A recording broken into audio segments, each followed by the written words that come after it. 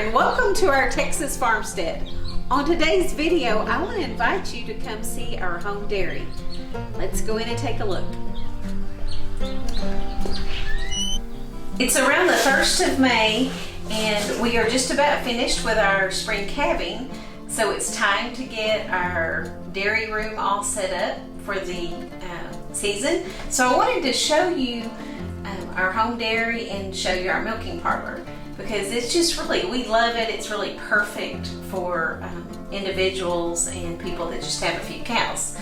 But to start with, I want to tell you, when we were planning this, we knew that we wanted to have a raw milk dairy, micro dairy.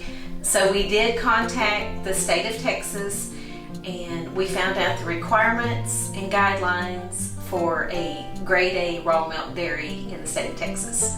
So keep that in mind when you're planning if you might want to have a real raw milk dairy or not. So the whole process, we had a dairy inspector and we checked before we built. And Mr. Roofer is a contractor, so he did the work for this. So to start with, we are in our historic 1880s barn, and he converted a feed room into this small space. But we really, you know, it functions very well and it takes care of all of our needs. So to start with, we put the state of Texas said you have to have a hand sink, and we actually really use it a lot. We do not have a raw milk dairy anymore. We are just milking for the family, but we still love our milk room. We did buy a heavy duty Marathon hot water heater, because you do need a lot of hot water when you're milking a number of cows and you're making cheese. So we bought all stainless steel. One thing I love is he put a divided cold and hot water outlets so that we can put a hot water hose, which I use this a lot. This is our bucket milker. We have, when you milk for the public, you do have to use a bucket milker. I think this year we're gonna go back to hand milking. But anyway, I'll show you this. This is a new pulse. It's supposed to be really good. Best for the cow's udders. But we have all kinds of hooks that hold everything, and everything can dry and air dry. We have windows that we can look out at the milking parlor. You have to have a 3-compartment sink, which I love because we do a lot of the washing of the milking equipment, and then I can use this for my cheese making. And Mr. Roofer and I both, when we're hand milking, we prefer to milk in a pitcher because you can hold this with your hand, and we just put a little pin on so that if there's any question when you're in the milking parlor, you can just put a lid on real quickly and move your pitcher out of the way. Real easy to hold on to. This is, we have a commercial ice machine, but that's not plugged in. So these stainless steel tables we use for once we milk into the pitcher, it goes, this is a strainer, and they have little filters that go inside. And we just milk right into our glass jar. And that's, you know, we do this, and then of course here's our cheese press, and I make a lot of hard cheeses. So when we had the raw milk dairy in May, we like to do a lot of our dairy products for the year because the cows are on green grass, so we think that's like really healthy. But we do have a bulk tank. This is a 30-gallon bulk tank.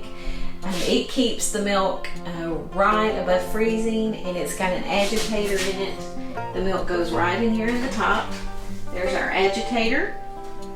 We do love this, but you do have to have at least 3 gallons to turn it on, because the agitator will not reach the milk to stir it, and the milk will freeze. But we do love this, and when we're making butter, we just turn this off and let all the cream rise to the top, and the milk comes out the spigot right here, right, just like this. it works great, or in a bucket. So we have lots of buckets. I make lots of these little milk totes that are very convenient. I keep a little hot pot in here to make cheese, and lots of stainless steel buckets. One feature that I really love is he put a drain. Of course, you have to have a drain in your dairy room for the state of Texas. But all this, that hot water hose, I can wash all of this down. I can, when I'm making cheese, the whey, there's a lot of whey and a lot of splashing. So easy cleanup, and I love this room, even though it's not large. And we bought a commercial used Dr. Pepper, kind of ironic, a commercial refrigerator, and it works great. It stays right above freezing. Okay, I just gave you a tour of our home dairy milk room, and so now we're going to show you our milking parlor, but we thought it would really help you to see how it functions with a real cow. So anyway, we're going to show you the whole process and how our equipment works well to milk cows. We have a real wide open gate that can open back up out of the way should necessary. This gate is our end gate.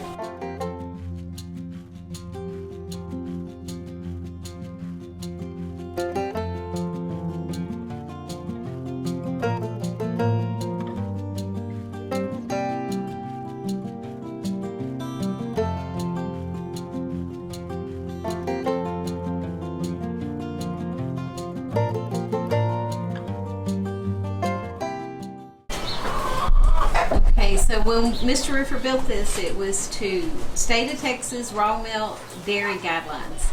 So you can see that it has a covered top, cement floor. He put in a trough to remove waste quickly, a little recessed trough.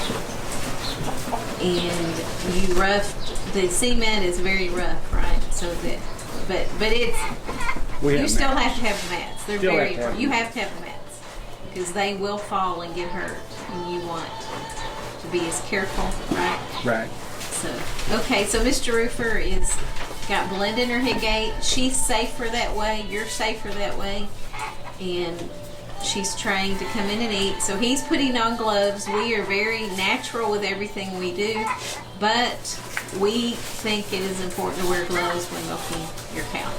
And we do not, our cows are thoroughly tested for lots of diseases, and so we just try to, we're very, very careful with our cows. We don't wear shoes in this area. We're very careful about, we wear shoes, but we are very careful we don't wear outside shoes, especially if you are around any kind of sale, auction barns.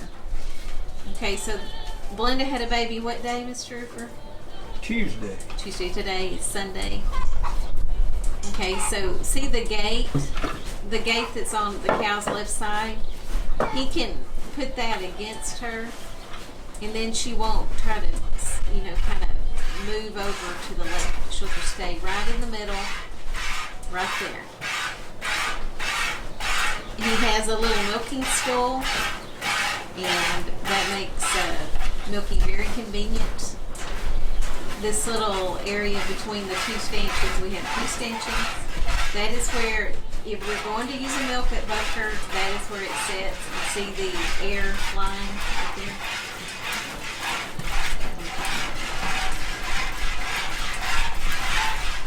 Okay, now I'll show you the view. So we're in our 1880s barn. We have all of our supplies here.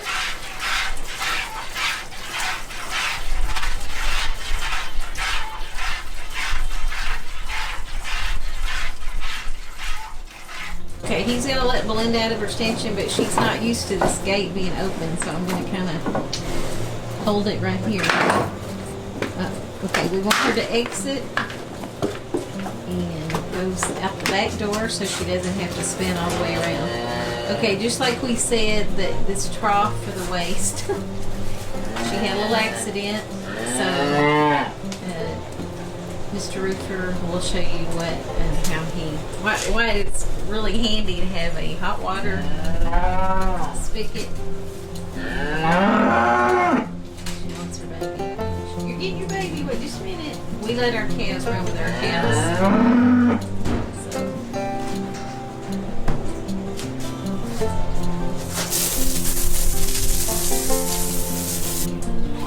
I hope this video will help you if you're organizing your home dairy. We sure love the way our setup is organized. From our Texas Hill Country farmstead to you, have a blessed day and see you next time. Bye-bye. Bye.